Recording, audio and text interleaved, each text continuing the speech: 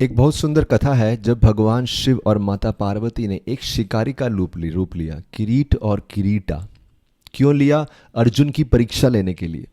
देखिए, जब महाभारत का युद्ध होने वाला था उससे पहले की बात है। अर्जुन और सारे पांडव वनवास में थे। उनको वनवास में भेज दिया गया था कई वर्षों के लिए। वो सोच रहे थे वनवास से आने के बाद राज्य वापस मिलेगा, जो उनका अधिकार है। लेकिन उनको यह भी मालूम था कि दुर्योधन वापस नहीं देने वाला। कभी कभी हम लोग बहुत पॉजेसिव हो जाते हैं।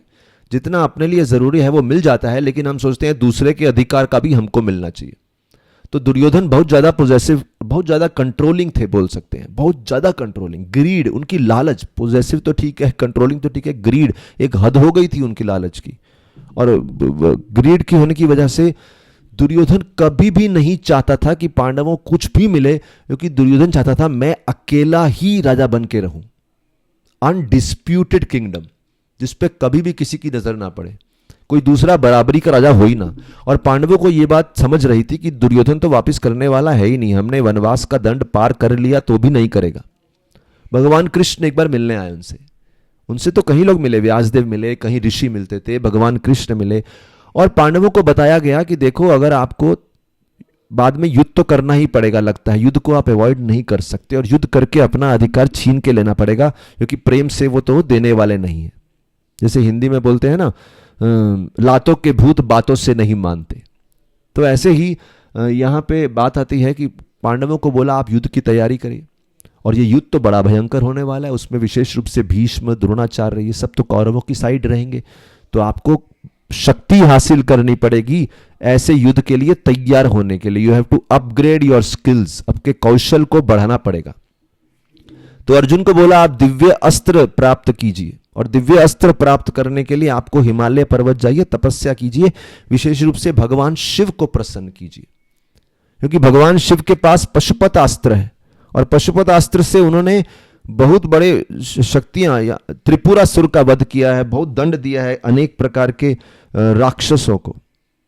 अच्छा, पशुपत अस्त्र की खासियत क्या थी? इसको पशुपत अस्त्र को प्रयोग में लाने के लिए उनको कोई धनुष की जरूरत नहीं थी।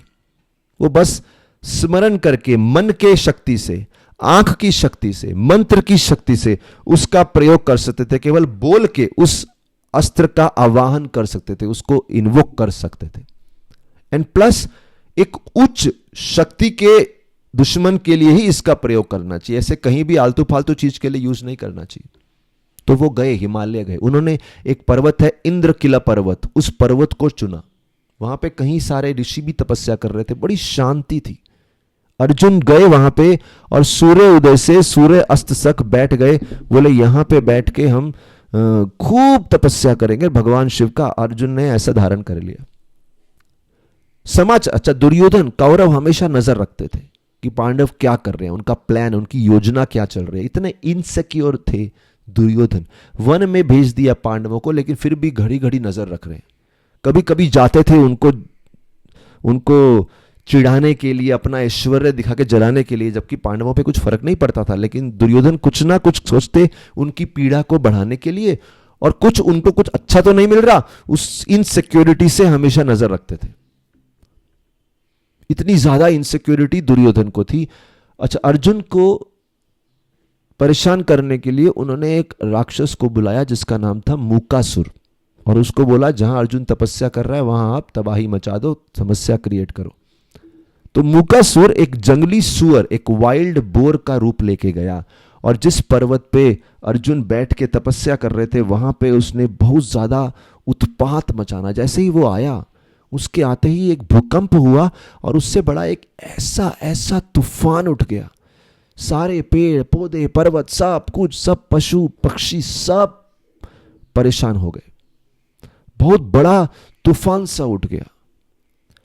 और उसी समय ये सब जब चल रहा था, उधर भगवान शिव और माता पार्वती चर्चा कर रहे थे कि अर्जुन पशुपत अस्त्र लेने के लिए भगवान शिव को आमंत्रण के लिए मंत्र जाप कर रहा है, तपस्या कर रहा है।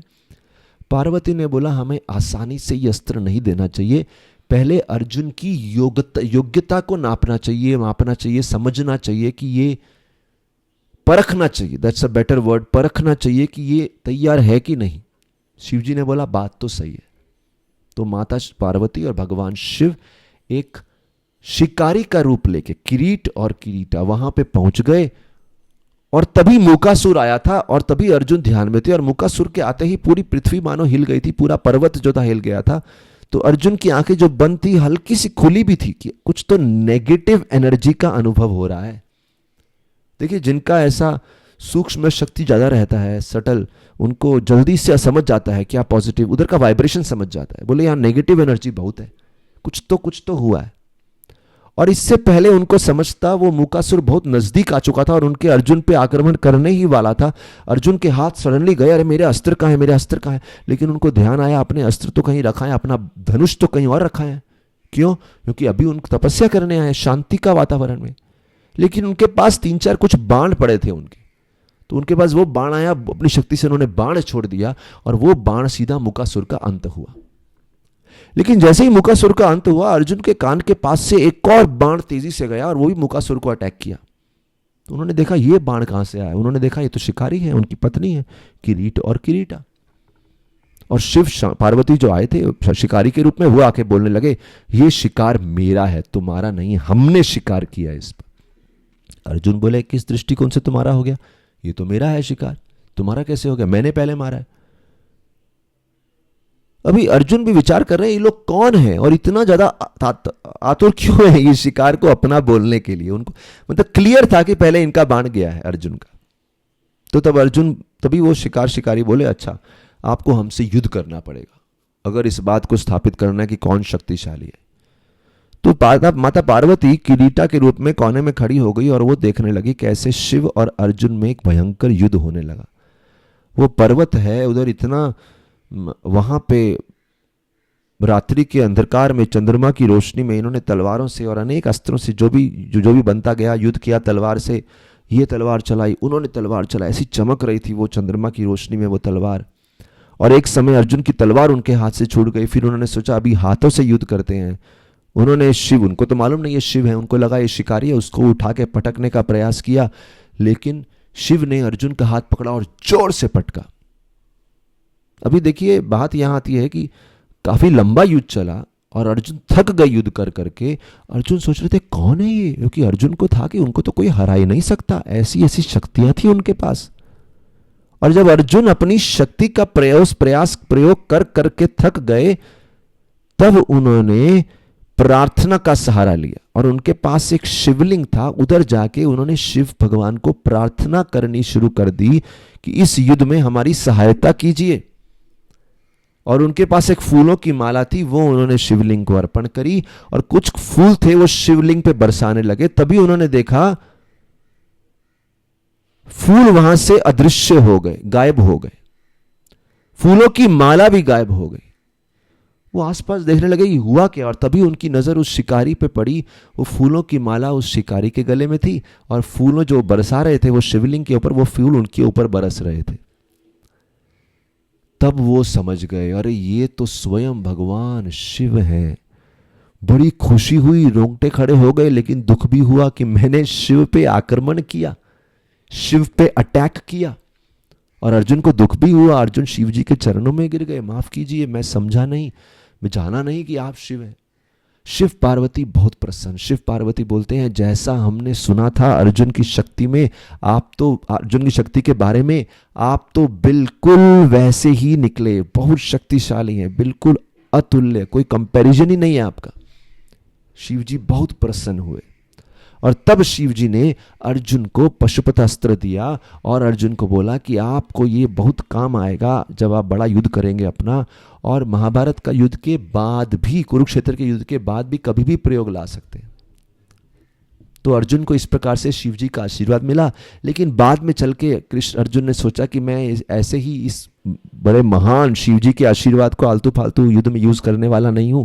वैसे भी कृष्ण मेरे साथ हैं और उनको मालूम था मैं किसी आलतू फालतू युद्ध में इसको यूज करूंगा, उससे पूरी पृथ्वी को भी बहुत प्रभाव हो सकता है। I do not want to cause destruction to Earth. देखिए अर्जुन बहुत सेंसिटिव थे, अगर उनको एक दुश्मन को मारना है उसकी वजह से पूरी की पूरी पृथ्वी को हानि हो, नो नो नो, बहुत थॉटफुल थे। इसलिए कुरुक्षेत्र में जो इतने लोग मरे ऐसे ही नहीं मरे, जिसके हिस्से में मृत्यु थी उसको ही मिली। ऐसा नहीं कि कोई भी मर गया, किसी को भी मृत्यु मिली, और जो मरे उनको भी मोक्ष प्राप्त हुआ। अर्जुन वॉज वेरी सेंसिटिव कि सबके कल्याण के बारे में सोचते थे। तो इस प्रकार से अर्जुन को भगवान शिव का आशीर्वाद प्राप्त हुआ।